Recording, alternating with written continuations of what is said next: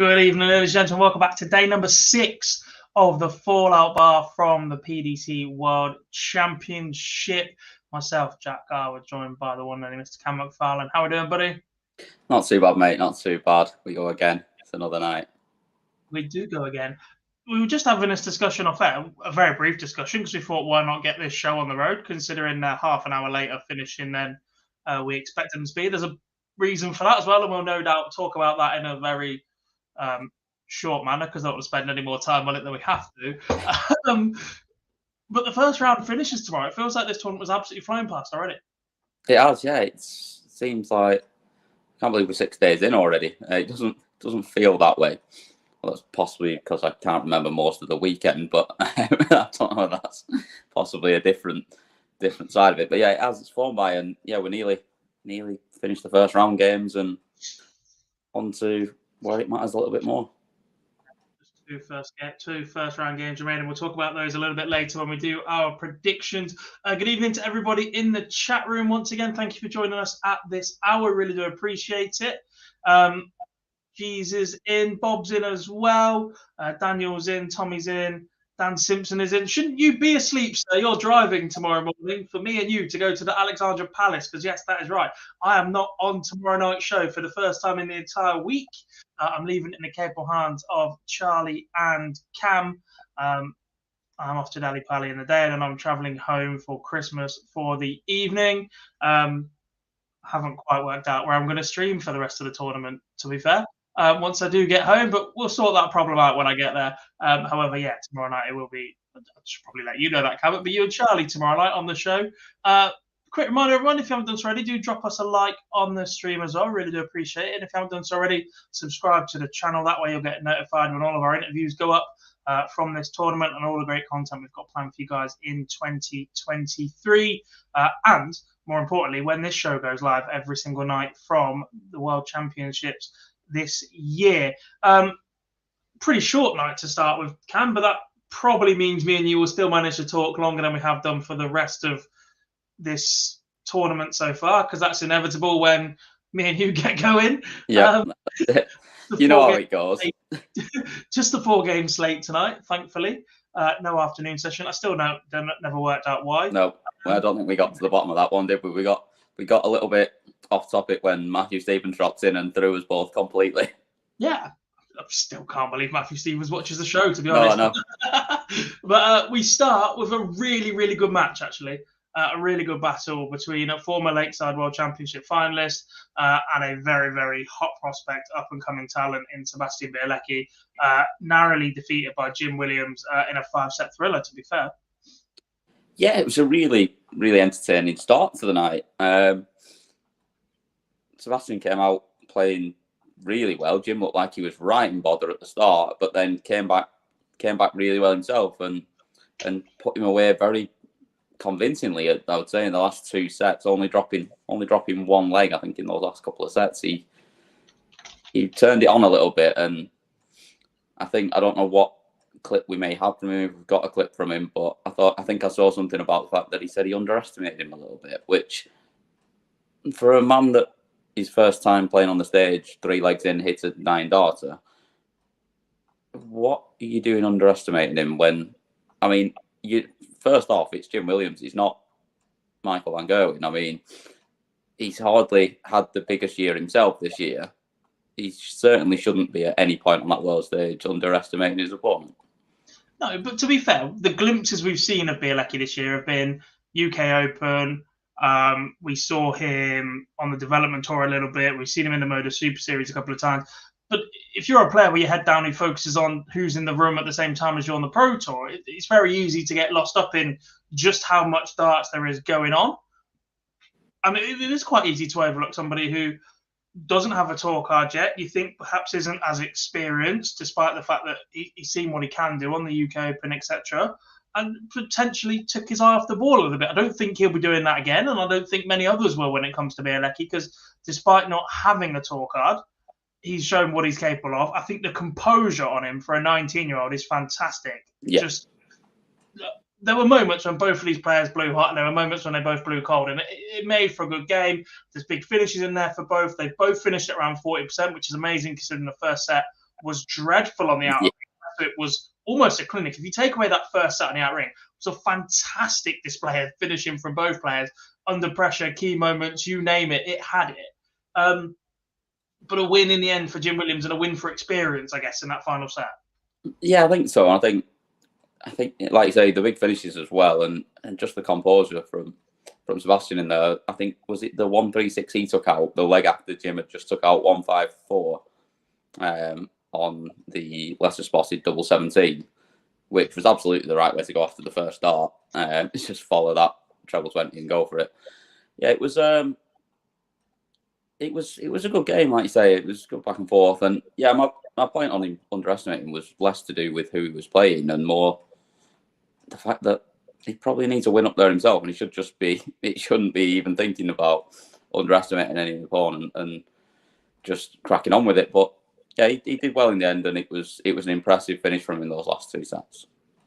Look, I don't think that Jim's going to sit there and say he completely wrote off Sebastian and this was a walkover, but I think there is a moment of he potentially didn't think he'd be in for such a tough game up on that stage, which I guess when you do think you're going to have it a little bit more your own way, we've seen it even with Luke Woodhouse is the prime example of this, right? He wins 3-0 against Vladislav Molchenko, but there were still moments in that game where perhaps because he thought it was going to be so comfortable, so many others thought it was going to be so comfortable, and they were expecting absolutely nothing from Vladislav, that actually was taken aback a bit when he did start picking up, I think it was 2 legs in the second set and a leg in the third set, especially as one of them was a ton plus checkout. Like, that can catch you off guard a little bit, and potentially just the calmness, the way that Bialecki goes to a 3-0 first set, at that moment you're going, actually, I've got to turn it on a bit. Yeah, I'm in a little bit of bother here unless I turn it on. Yeah. So, right, let's hear then from Jim Williams. Let's see what he had to say in his post-match press conference. I mean, look, probably not. It depends what you want out of it, doesn't it? I mean, like the money on offer is amazing, really, and it's more probably than I can make in my day job. But like, I've invested so much into that, and that pays my bills, and it looks after my family, so that's my priority. On the game itself, did you know much about Sebastian, and did you maybe overlook him a little bit? Oh, definitely. Yeah, definitely. I honestly didn't know him. I've seen him. He played in one of the BDO tournaments, and he played very well. You know, and even practicing with him when you bull up, he was very straight. And like I say, the first set he won 3-0, and I was awful. So your back's against the wall a little bit there. Probably. Yeah, maybe the best thing that happened. I mean, but like I said, if you can just pinch those sets, it does settle you a little bit. But like the second set, I was under massive pressure there, really, because 2-0 down, you're kind of out of it. But yeah. Pretty fair, pretty accessible to what you expect. Dan, I really wish you wouldn't ask questions that we definitely don't know the answer to. Save that for everybody else. Don't throw us under the bus. I have absolutely no idea what Jim Williams does for a career outside. I was just going to ask you that. He's took my question. I'm definitely not currently on his Wikipedia page trying to see if it mentions it, and I can't see it anywhere. Yeah, I have no idea what he actually does. But I don't think it's been mentioned anywhere, to be honest. No, but he clearly spends a bit more time on that than he starts by the sound of that. Yeah. Which I suppose at the end of the day, some players do, some players don't. It's similar to when there was a big talk about Scott Waits winning the Grand Slam and he should be moving over to the PDC at that point. He had a very, very solid job. Yeah, I think he was not a carpenter, but he works with wood and builds things. Not a builder, not a chippy. I don't know. Joiner. A joiner. No, it's a carpenter. It's the same thing. Pays very well, was very, very comfortable, and there was a lot of interest in people making Scott Williams move over to the PDC. And he's like, if I move over to the PDC, I want to fully focus on darts 100%. If I do that, can anybody guarantee me the amount of income that I would lose by not being a joiner for the year? And nobody could. And at that point, he's like, then why would I do it? I can go and play darts. I can go and look, you just won the Grand Slam. He'd been world champion, I think, at that point as well, which was 50 grand, 100 grand, whatever the BDO used to be or whatever. Which is a nice. You also called him Scott Williams a second ago, and not Scott Waits, but 10 to 12. Stop being pedantic. Right, let's just move on. Do you know what? Stuff you all. I'm going to make you sit and talk for 10 minutes about Jimi Hendriks versus Jamie Hughes. Go. It was shite. Move on.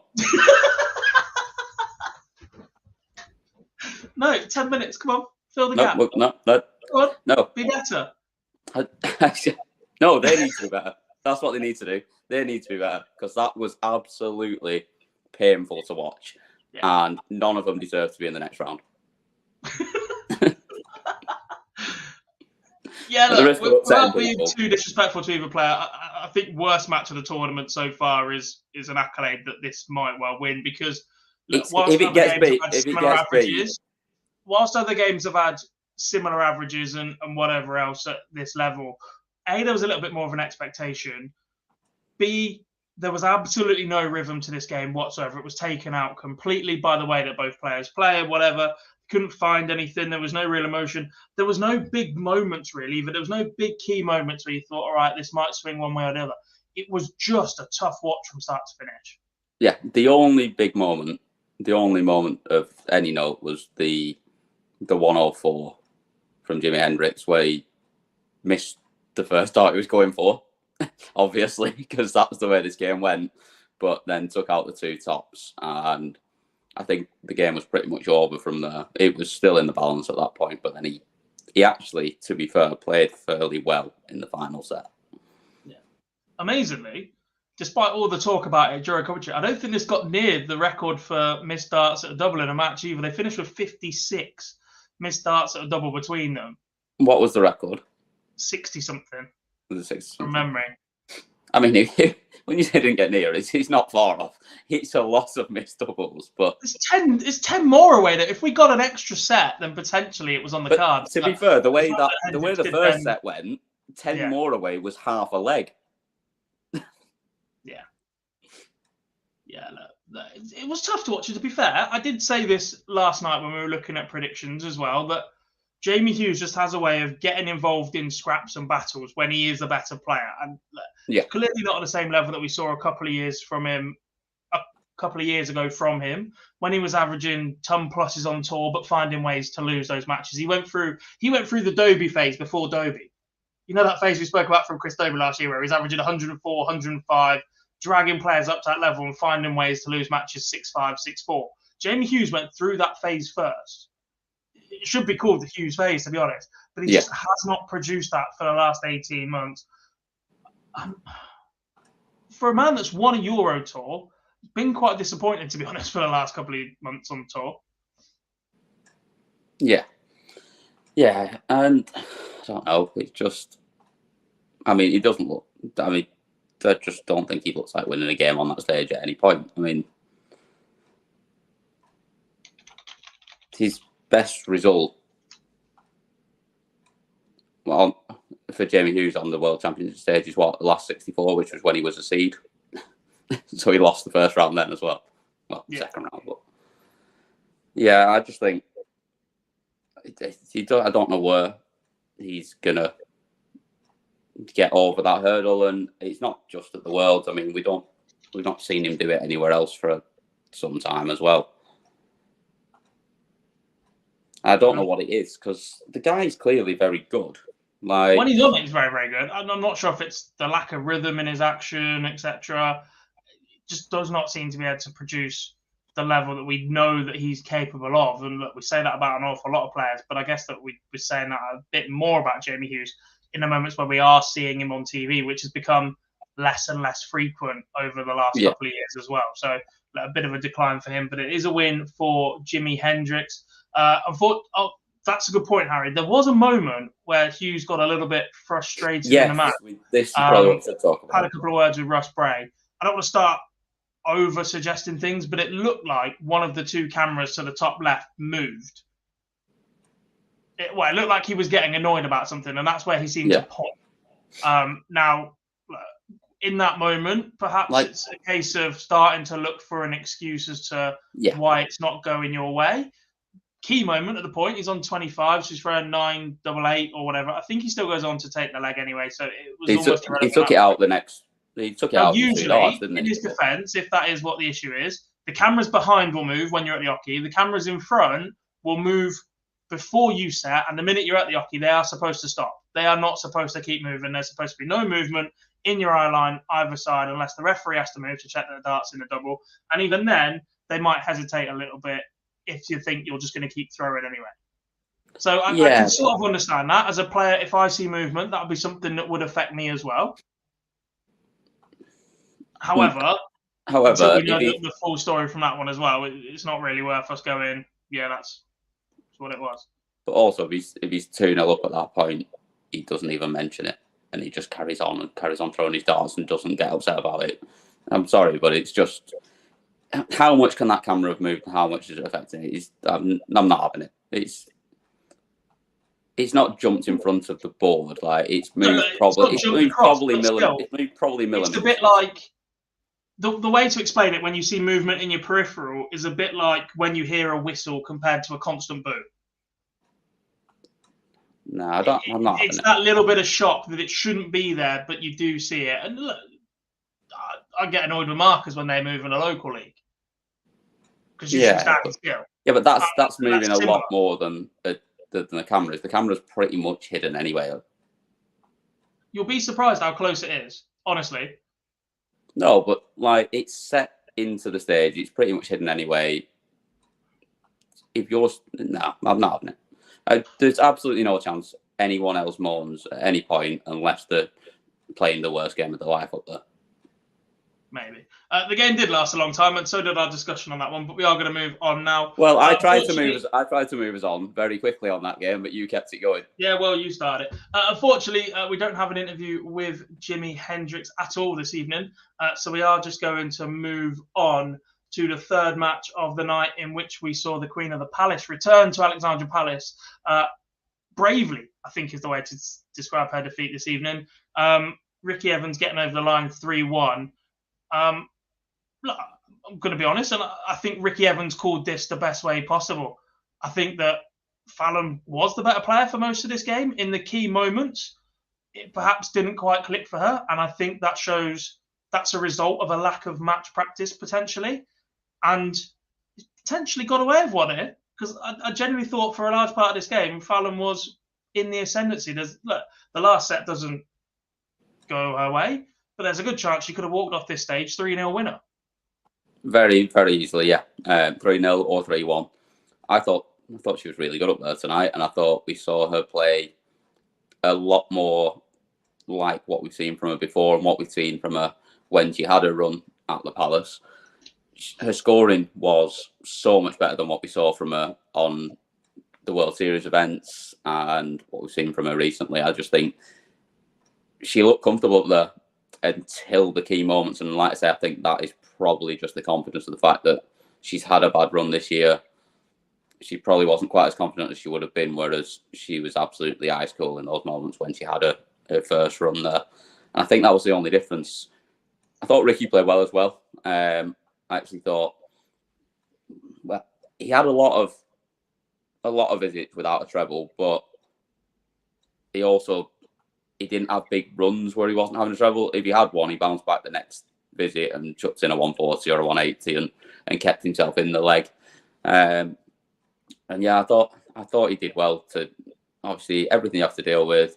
His walk on was fantastic. He's just a really, really likable guy. His interview afterwards was absolutely perfect as well. I mean, he just everything. Like, you kind of a little bit disappointed that they played each other and they didn't play the two that they played beforehand, because they both would have been through to the next round.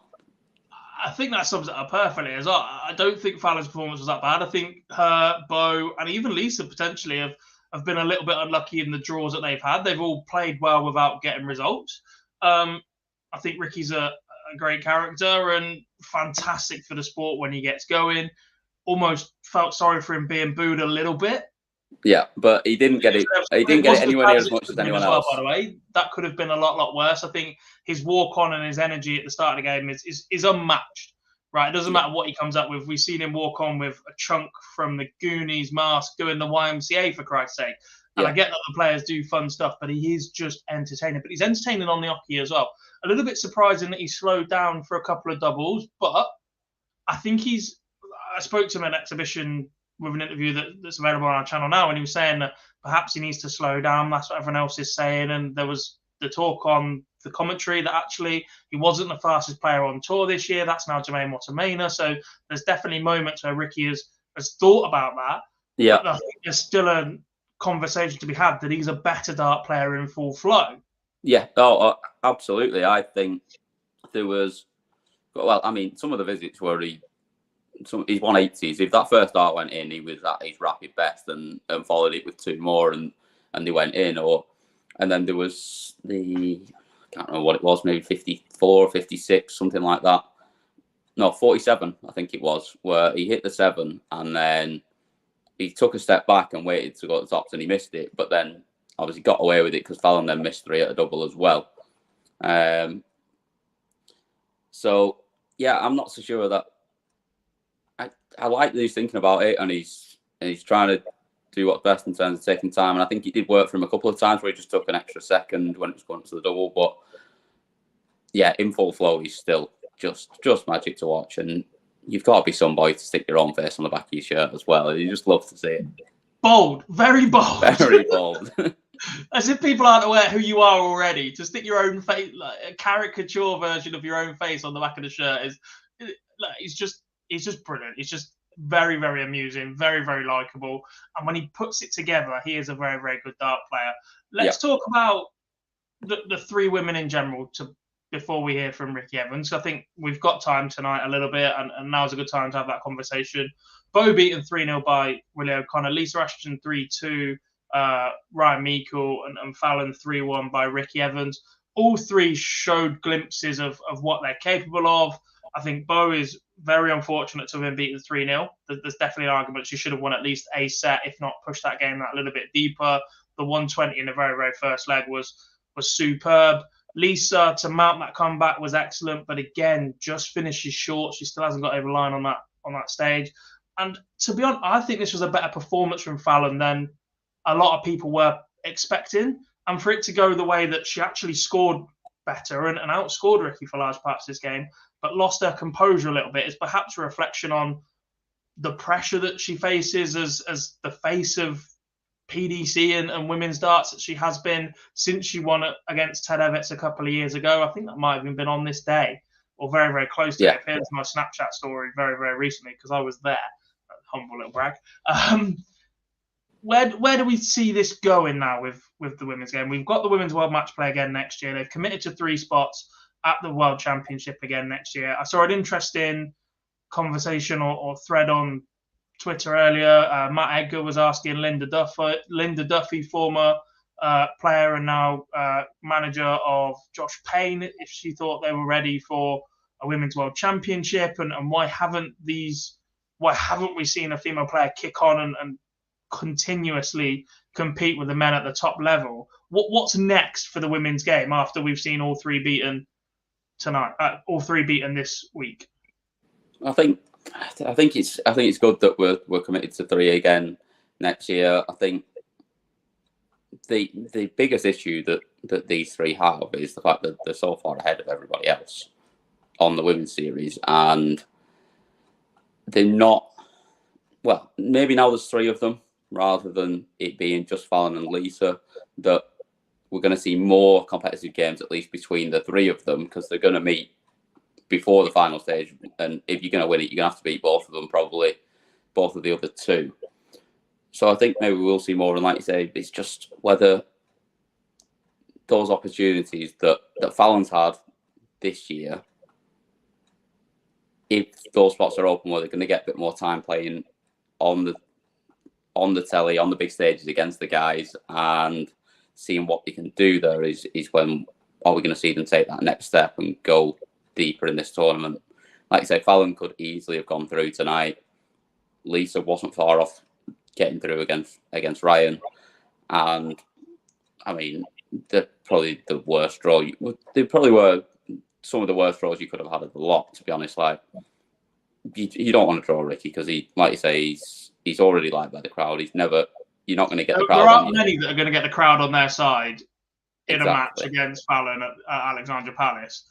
But he is one of them that's capable of doing so, and he clearly also did, one that, despite the fact that he's winning sets and then giving it that as well, which I thought was bizarre but amusing for someone that tried so hard to get the crowd on his side to then go back at the crowd. I thought was daft, bizarre, and brilliant all at once. But he's one that he's not going to get phased by it. And the same with Willie O'Connor. I mean, if there's one guy that's not going to get phased by any of the attention or any of the grief of the crowd, he just goes up there and plays his game. And I think Bo was unlucky to get that draw as well, really. Like you say, she played really well as well. And I do think we'll see maybe one or maybe two, maybe even all three, given the right draws, win up there next year. And it'd be good to see. And like I say, Women's World Championship, I don't know. I'm not sure. I'm not sure there's the depth there for it to make it sort of. And the match play was a big step.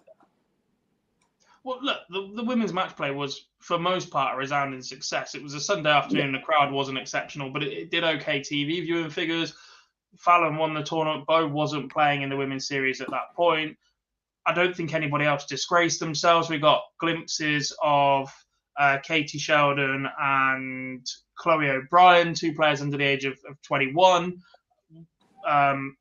We've seen Mikuru Suzuki play well this year as she's been able to travel more and get a plan in place. And she's brought different players from Japan over with her, which I think has helped her settle a lot more. We've seen Laura Turner win a women's series. We've seen Lorraine win Stanley. Dita Hedman we haven't seen as much this year. Anastasia Dobromazlova played in the last set. There is depth there, but the gap between these three and everybody else seems to be so significant.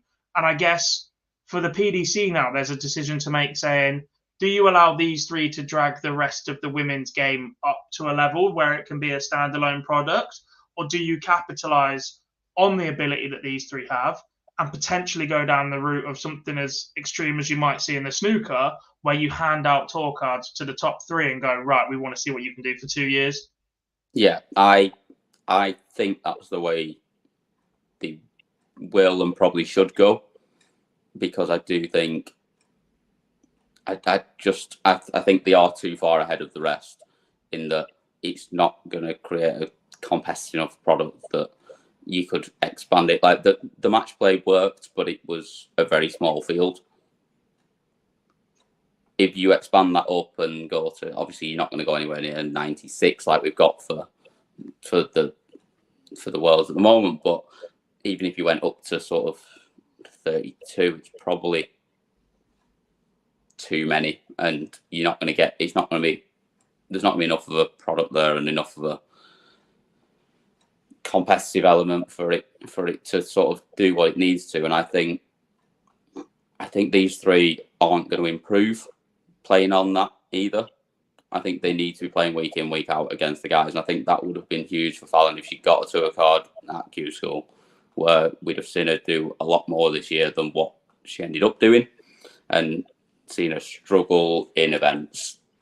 And I think that's the same for Bo and the same for Lisa as well, to be honest. Obviously, Lisa's a lot further into her career than the other two, and whether she's going to make the big leap that both of those two could make playing week in, week out, I'm not sure. But we also know how good she is on a day. She's almost unplayable. So, yeah, completely agree. A few questions in the chat. Dan says, are all three going to Q School? Absolutely no idea at the minute. Would not be surprised if at least two of those were there. I think there's still a lot of time for Bo Greaves to develop. I'd prefer to see her play women's series this year and potentially development tour as well, and go and mix it up with those guys. It's very easy to forget that Bo is 18 years old, and would still be eligible for the development tour for another 5 years, unless she was some top 32 in the world in the PDC, which would be a scary thought. I'd expect Fallon to be at Q School. Not sure about Lisa. Not sure where her aspirations lie. Obviously, she was capable to go back to the WDF circuit this year. So it'll be interesting to see how that plays out. Right, let's go back to Ricky, because obviously this was his moment up on stage. Takes on Joe Cullen next. How far can he go in this tournament? Well, if he's on it, he can go as far as he wants to go. He is that good. I mean, Joe's going to be a very tough game for him next up. I mean, just absolutely, of course he is, because we all know how good Joe Cullen is, and especially what we've already seen him do on this stage. But he's beatable, and he's not been in the greatest form. So it is an opportunity for him, and I'm just having a quick look because I'll be honest, off the top of my head, I can't remember what the draw looks like for him after that point.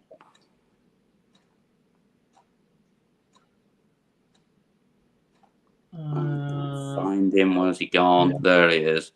So he's got Joe, and then he's got Damon Hesse. That's tough as well, to be fair. And then he's got Michael Smith who gets through that. Yeah, I don't actually think he can go that far. When I say how far can Ricky Evans go, you basically said this is it. He could beat Joe Cullen, but he could beat Damon. He doesn't get past Michael Smith. He doesn't get past the fourth round for me. Yeah. Especially because his pace of play is going to play perfectly into Michael Smith's hands. Let's then hear from Rapid Ricky Evans after his victory over Fallon Sherrock. Relieved, more than anything. Fallon was a better dart player there, and I got away with murder there, personally.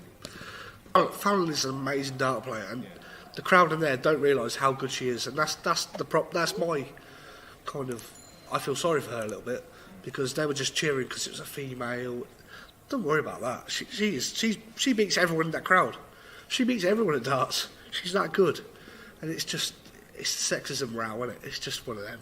She's so good, and I feel sorry for her a little bit, but that's not, is there? The thing is, if I'd have been watching that on TV, I'd have been cheering her on. That's the thing. That's the beauty of it. She's so good. She's great for darts, and it's just one of them things. You've just got to respect it and kind of take it out of your memory. I'm not sure, but I think he thinks Fallon's pretty good. I just wasn't sure where he was going with that, but I love Ricky Evans nonetheless, and we're just going to move on. If we sneak through this next one, get our prediction, we might have time to answer a few of the questions in the chat room because you guys have been on fire this evening. We can see you all in there. We'll get to you at least for the predictions, and we might even throw it back to a couple of the questions that I've seen so far.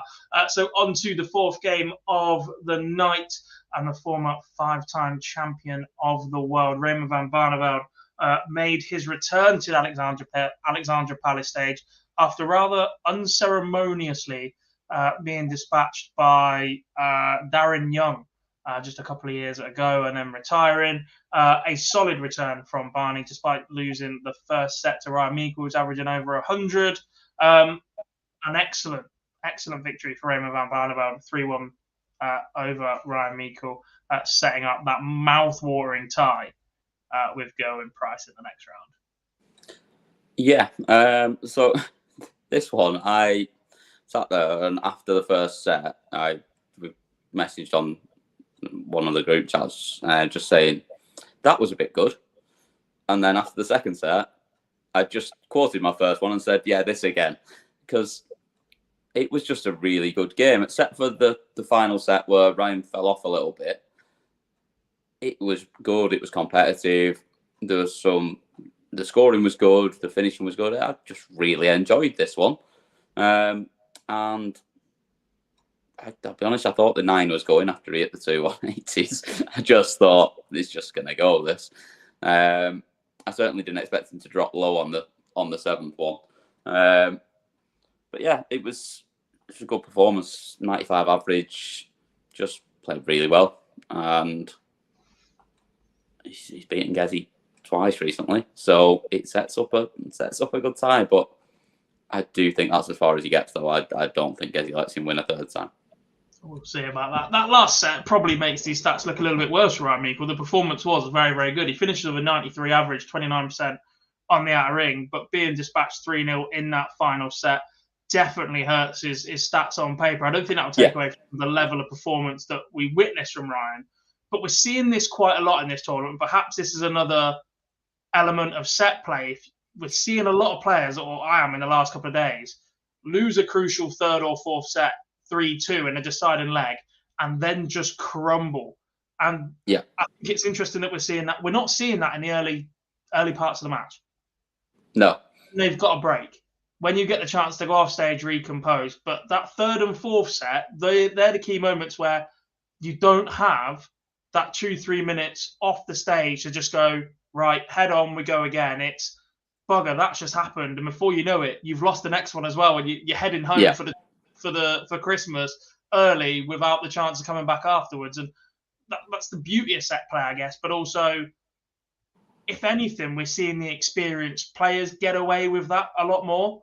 And perhaps have been at this stage in this tournament a lot more. We don't see set play an awful lot in the PDC. We see it at the World Championship and we see it at the Grand Prix. And the Grand Prix is probably even more difficult to qualify for than the World Championship. So the fact that you only get 2 chances a year to play it, for somebody as young as Meikle, who still has so far ahead of him, Barney's been doing this for decades. Yeah. That experience after winning a tight set compared to somebody else just falling apart must be playing a key part in this tournament. Yeah, and it is a huge difference, isn't it? After those first 2 sets to all of a sudden not have any more breaks and you're just going straight through, it does make it more difficult, especially, like you say, if you should win a set and you give away a couple of darts at double, you miss your chances and someone takes it, and then all of a sudden you're 1-0 down in the next set and you're absolutely panicking and you don't know, like, just snatching at every dart, trying to somehow drag a treble to get yourself into it. It is tough, and I kind of think it's this whole thing that I disagree with every year of the way they do the breaks. It's, we have to get all our ad breaks in. Yeah, but we don't need a break after set 1 and set 2. It's rubbish for the flow. It's rubbish for the flow of the match. They miss out on an extra break because somebody wins 3-0. Well, obviously, we know why they do the argument, but the difference between set break, potentially 3 straight sets with a tiebreaker as well, by the way, because round 2 matchups have to be won by 2 clear. That's potentially a lot of legs in a row. Yeah. Or you can play 5 and go and take 5 out the back. Yeah, we know why they do it, but it's rubbish, isn't it, in terms of actually for the flow of the match. And we don't all need to see the same crap adverts again 20 seconds later than we saw the last ones. Like, it's the same ad break that we saw 10 minutes earlier after the first set. It's just, it's not good for how it actually goes. It's like having an ad break after the first 3 laps of the F1 and then getting them to restart the race again. It's nonsense. I'm so done with the Marmite advert where she's just phoned in, no boys, bugger off. Yeah. I was just sick of all of them. Like, just all of them. I'm absolutely sick of. I'm sick of the one about dandruff. I don't care. We don't just complain on this show, honest, but these are the little things that, look, when a tournament is as long and we spend as much time literally sat in front of a screen, these are the sort of things that start to get to you a bit, especially when you're sleep deprived at 20 past midnight talking about this once again and God knows else what. Also, one thing I meant to bring up earlier was I love Webby. I think he's absolutely brilliant. But he said at one point in the Jim Williams-Sebastian Bialecki game in the final set, he's only 1 break down in this set. Well, yes, Webby, because if he was 2 breaks down, they'd be off the stage and he'd be home. Like, you can only ever be 1 break down. Because the second breakdown, that's the set done. Yeah. He's only 1 break. Otherwise, you're not a break. I was like, oh, you could just win the other leg back, but actually, no, you can't, because then you're not a breakdown. You've got the break back. Yeah, he's only 1 breakdown. Well, yeah, of course he is, because 2 breaks down is 3 legs for the other guy, and we're done. I love that. I didn't even notice that, but yeah, it's a long tournament, and look, these things are going to happen. They're just amusing to bring up. I don't know why that's just come back to me, but I was just sat there going, sorry. Yeah. We don't have Raymond van Barneveld's clip ready yet. Phil is currently still interviewing him or editing or whatever he's doing at Alexandra Palace. I'm not even sure why he's there, to be honest. What's the point in Phil? But if I do get it before the end of tonight's show, we will play that one for you guys. However, that means we're now about to move on to the predictions. 8 matches tomorrow. I'm going to be there for 4 of them, and I can't wait because it's a fantastic session as we close out the first round. Just 2 round 1 matches remain in the tournament. They are the opening 2 games of tomorrow afternoon's session, and we start with the former world master, John O'Shea, taking on Darius Labanauskas. Cam, how do you see this one going? I don't know. I think this is possibly one of the tightest. First, it's just so level, isn't it? Like there have been some pretty one-sided affairs that you look at on paper. This on paper is just a solid matchup. It's a really, really, really good game. And I think just on what we've seen him do before on this stage, I think Darius wins it. I think he wins it 3-2. I think it's 3-2. I think he goes close. But I think he just experience gets him over the line.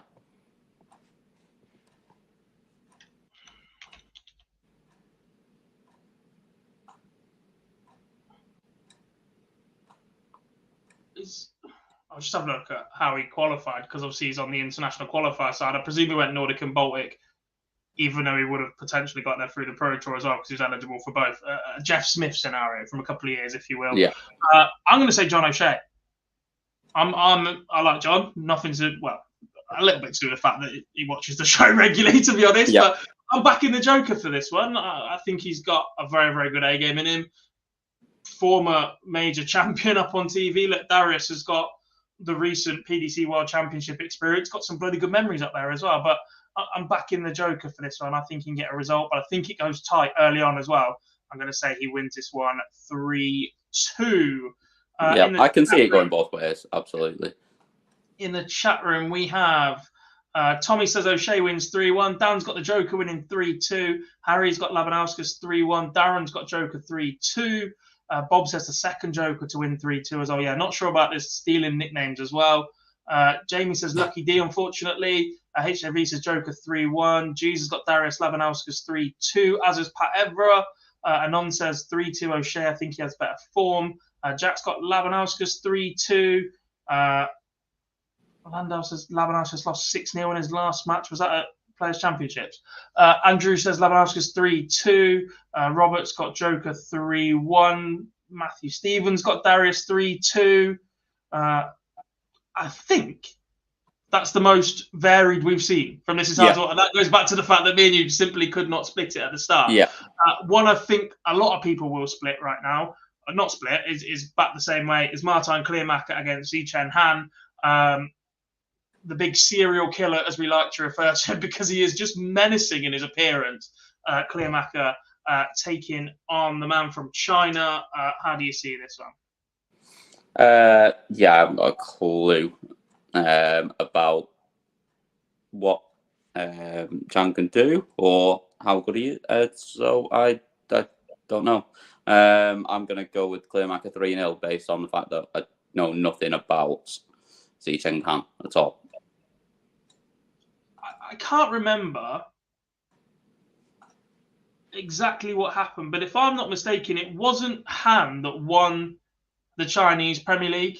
He finished second, but the guy that finished first couldn't travel due to COVID issues, so they changed this up pretty early.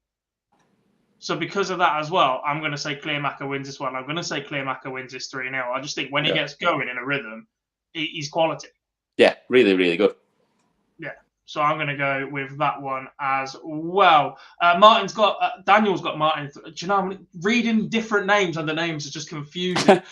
Daniel's got Martin 3-0. Harry's got Kleermaker 3-0, as is Dan, as is Darren, as is Pat Evra, as is Tommy, as is G's.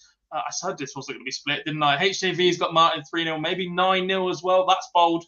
That's very early to go. Jamie's got Martin 3-1, and so has Bold, perhaps defending against the unknown a little bit. So has Jack, and Andrew's got Martin 3-0.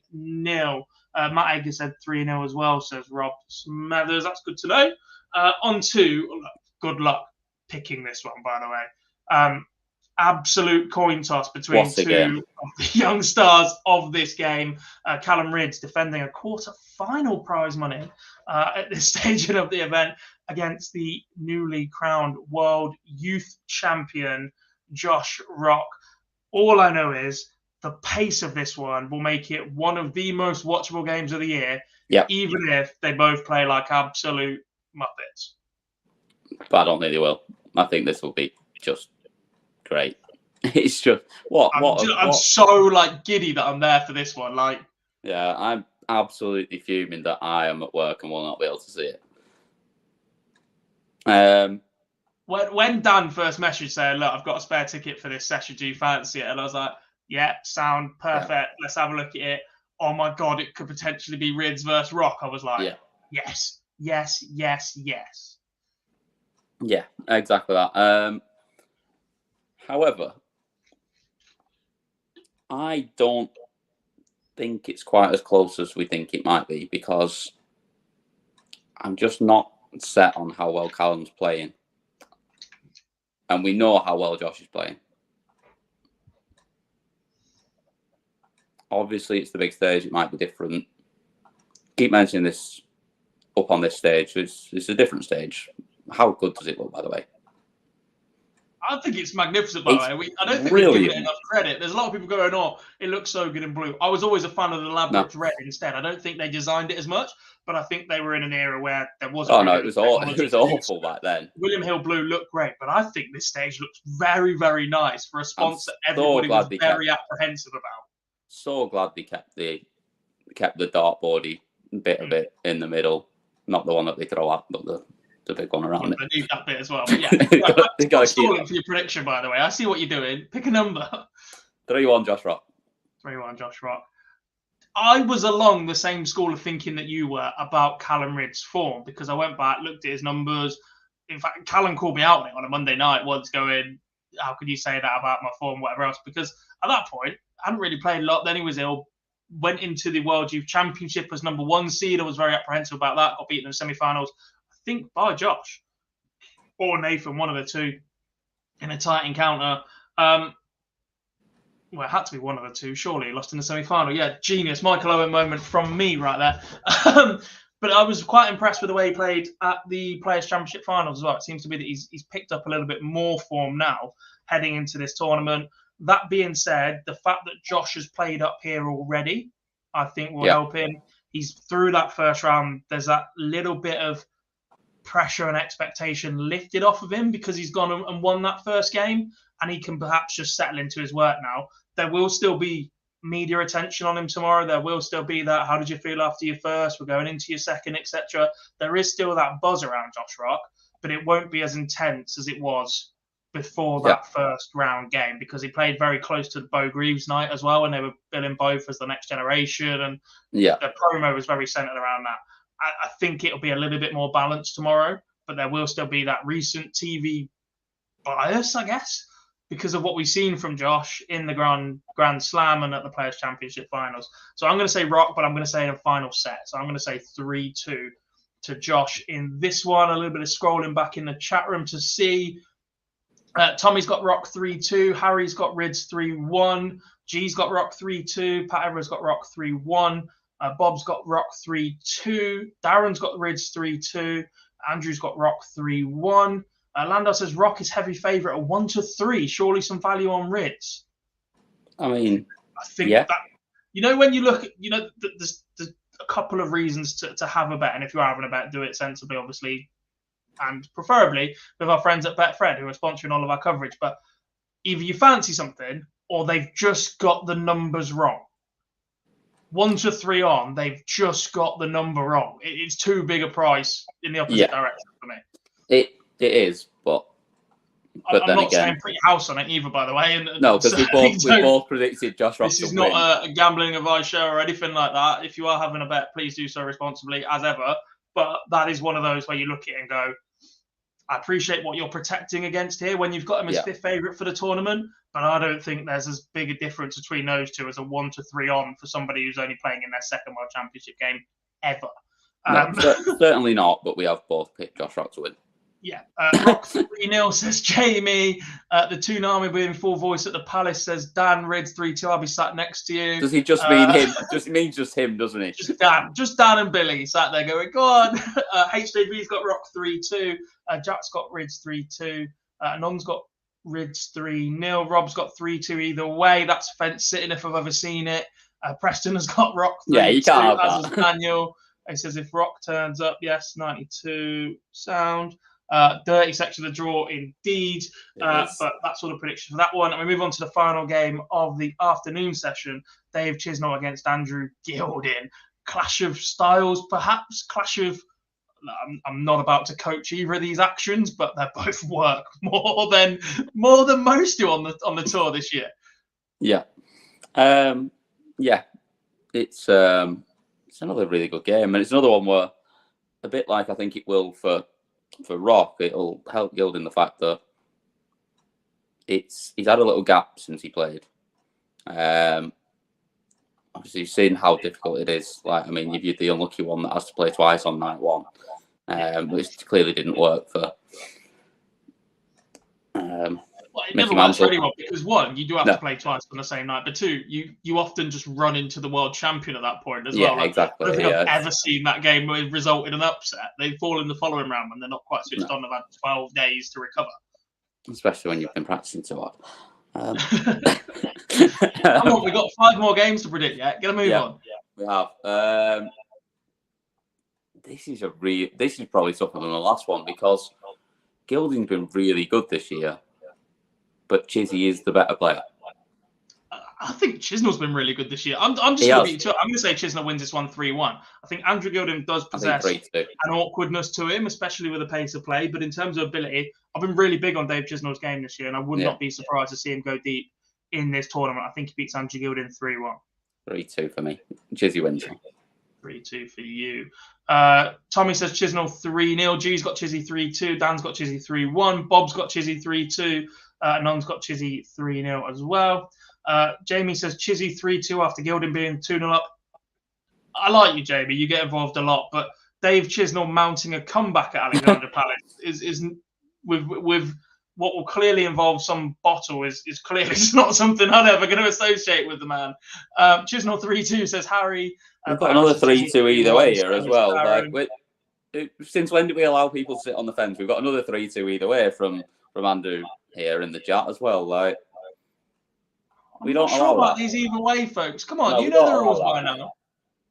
Nail your colours to the mast and be bold. Because let's be honest, none of us are keeping track of any of this. No, I don't know what I predicted last night. Jesus said, "Well done on your predictions." He remembers more than I do. Yeah. Oh, I sat there and watched. When was I on? I was on Sunday night. I sat there and watched last night. I had no idea what I picked. Yeah. One year we will keep all of these track now, but because the duo on this show changes so often, it would have to be host versus whoever, and then we can't put the people through me and you every single night. No chance. Where was I on the predictions? I think Jamie had Chizzy 3-2. There we go. Harry's got Chizzy 3-2. Pat Everett's got Chizzy 3-1. As has Darren. As has HJV. As has Jack. As has Rob. As has Preston. We have one for Gilding. Yankees got one. Yankees got Gilding 3-2. There we go. He's back. Dan Simpson, I'm going to slap you tomorrow. He says either Chizzy or Gilding will win, I reckon. Right, on to the evening session. We're going to have to go a little bit quicker here, Cam. Less words, more numbers. King versus Baggish. Scoreline, go. 3-2 Baggish. Other way around. 3-2 King for me. I've called Andrew in to go for it. Chizzy, come on, predictions in. Go, because we're going quick fire now, which means you guys need to as well. Come on. Yeah, type faster. Yes, Harry Dan says Simpson. King 3-0. That's bold. I don't think King's in that great form. Dan's got Baggish 3-2. Tommy's got King 3-2, as is G's, as is Pat Ever. Everyone's going tight in this one. Danny Baggish loves that stage, and a run here would keep his tour card. What does he need? 2 more? 2 more did we work out? At least 2 more rounds, yeah. HJV's got King. He's got King 20. He's not been 20 for a long time. Darren's got King 3-2. Anon's got Baggish 3-1. Daz Reynolds got Danny 3-0. Jamie's got King 3-0. Andrew's got King 3-1. Deck's got King 3-1. And Jack's got Baggish 3-2. On to the second match of the evening session. Gabriel Clemens, the German #1, takes on Willie O'Connor, the man that beat Bo Greaves in round 1. Where are you going with this? Willie O'Connor 3-1. I agree. I think when we saw that draw, there was a reason we got excited about Bo's chances, because if she did come through Willie O'Connor, I think this is a winnable game. And Yeah. I think both. So what do we have in this one? Dan says 3-1 O'Connor, so does Harry. Bob says the Magpie to win 3-1 as well. Dan Simpson says 3-1 Willie. Dan Simpson just copying me, or what? No, he knows better than that. Jesus got O'Connor 3-2. So? Darren's got Big Willie 3-0. Declan's got O'Connor 3-2. Preston's got Willie 3-1. Daz has got Connor 3-2. As has Tommy. Jamie's got Willie 3-0. Jack's got O'Connor 3-1. So's Pat Evra. So's Landau got Billy 3-1.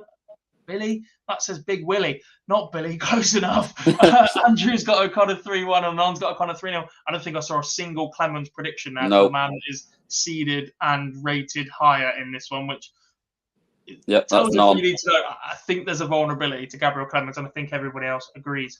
On to the third match of the night, and the world number 3, I think he is at the minute, but the man that has conquered pretty much everything again this year on a bit of a resurgence is Michael van Gerwen. He takes on young Welshman Louis Williams in round 2 for the right to return after Christmas. Given the year he's had, I think I'm going to guess you're going to go Michael van Gerwen. I think most people have got him going deep, if not lifting this title. How many sets are you giving Louis, I think is the question. Well, yeah, I predicted him as the losing finalist in our predictions. However, I did not expect Louis Williams to play as well as he did the other night. But I still don't think it's enough. I think he'll play well, and I think he'll push him. But when it comes down to it, I think MVG gets off the line, and I think it's 3-1. I'm going to give Louis a set. Interesting. I'm going to do the same. I think 3-1 MVG. I just think he's got that in him at the minute. I'm definitely about to sneeze. Sorry. But yeah, if he's not at it, he gets dumped out early. You have to win the first set, I think. You have to put him on the back foot. If he settles and gets on the board, then he's got the ability to just run away exactly with it. That. Yeah, if Louis doesn't win the first set, then it might be 3-0. But yeah, Harry's got Van Gerwen 3-0. Tommy's got 3-1 Van Gerwen. If I'm just going to read the numbers out now. And Jamie's got 9-0. There's a couple in there with 9-0, which is just Dan's got unfair. 3-0. Dex got 3-1. Daniel Syson's got 3-0. Daz Reynolds has got 3-1 Louis. Interesting. Preston's got 3-0. Bob's got 3-0. Anon's got 3-0. Darren's got 9-0. A lot of people back in the straight. 9-0. No, I'm not having 9-0. Jesus got 3-0. Jamie's gone for the 9-0 as well. Pat Everett's got 3-0. Landau's got 3-1. Daz Reynolds got 3-1 Louis. Rob giving us full sets. I like the look of 3-0, 3-1, 3-1. Yeah, I mean, Jack's got MVG 3-1 Joe's don't got start making us do that. Otherwise, in a 9 dart. Why not? To be fair, he missed a double for 1 in round 1. To do it in the second round would be spectacular. But I hate to be the guy to tell everybody this, but it's not very often that you hit a 9 dart at the World Championship and then go on to win your match. It is a little bit of a. It's not that often you hit a 9 dart against Van Gogh and go on to win your match either, as Josh Rock found out. Just everybody in general. We close out the evening session on our longest show of the week, despite having far less to talk about. Well done, Cam. Stephen Bunting. It's not the longest. We were here over an hour on the other night as well. Yeah, I've still got to say goodbye yet, and we've got to predict this one. Stephen Bunting against Leonard Gates closes out the evening session. The Bullet back on the Alexandra Palace stage against Big Lenny. Where are you going with this? I love me some Big Lenny. And I sat here on Sunday night and said, I love Big Lenny, but I just can't predict him to win. And he did, easily. So, I'm going to say the same again. 3-1 Bunting. I think Bunting's just got too much quality for Gates. Yeah. I thought it was entertaining. I thought he's a character. Brilliant to watch. And if he does pull it off, fair play to him. But I just think without being disrespectful, there are levels to this game, and the level that Stephen Bunting can produce 9 times out of 10 is higher than what Leonard Gates produces 9 times out of 10, and he won't get caught up with the dancing, the antics, or anything like that. He'll just go up there and do a job. So I'm going to go 3-1 Bunting in this one. Fly through the final predictions for everybody here. Tommy's got 3-1. Pat Everett's got 3-0. Darren's got 3-1 for Bunting. I've just seen Jamie's comment. as has Declan. Harry's got Bunting 3-0. Anon's got 3-0. Bunting as well. Bob's got 3-1. Dan's got Gates 3-2. Fingers crossed. As has Preston. Jack's got Bunting 3-1. Daz has got 3-2 the Bullet. Jamie's got Bunting 3-2 after Gates hits Bull on foot. That's not quite David Cameron, the other way around. Andrew's got Bunting 3-0. And Rob's got Bunting 3-1 as well. That's it. That's the end of the show. Unfortunately, we haven't got the Barney clip ready for you guys. Barzy's not dropped it in. He's still at Alexandra Palace. It's 20-1 in the morning, man. But that interview will be available in full on this YouTube channel. So make sure you check it out either later this evening or first thing in the morning when you guys wake up ahead of that double session.